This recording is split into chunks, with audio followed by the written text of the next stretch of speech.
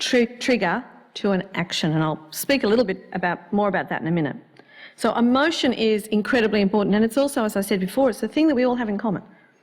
It doesn't matter what's your background, what's your religion, what's your level of education, what's your age, what the colour of your skin is, which football team you follow, whether you hate football with a passion, it doesn't matter.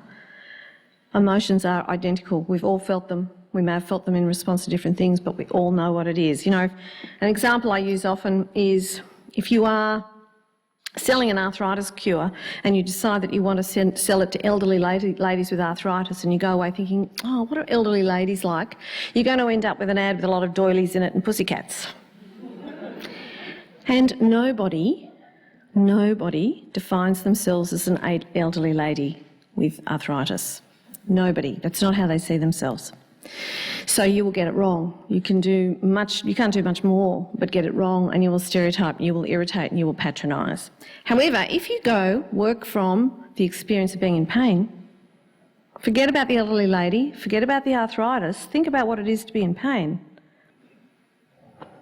you are streets ahead already. Because you are going to be speaking to them respectfully, person to person, human being to human being, about a shared human experience. She thinks she's a human being. That's how she defines herself, in her own head. Treat her like one. And mostly in advertising and marketing, we forget that.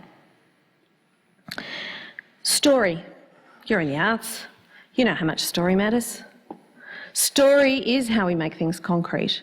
Story is how we get across our empathy and our emotions. Story is how we hold people's interests. They want to know how it's going to turn out.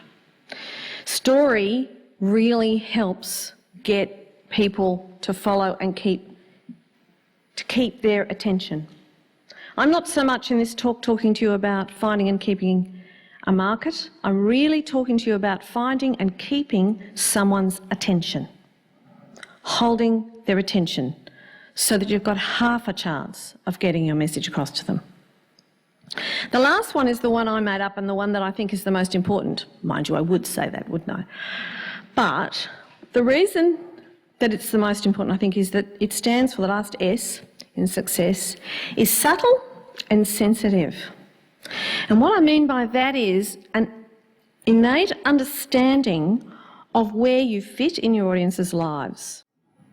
A lot of clients I've had really believe, I sometimes say they've had a psychotic break with reality, because they actually think that people care as much about their breakfast cereals as they do, and have no idea that we really couldn't give a rat's ass, and don't want to think about them and object to them pushing their agenda on us.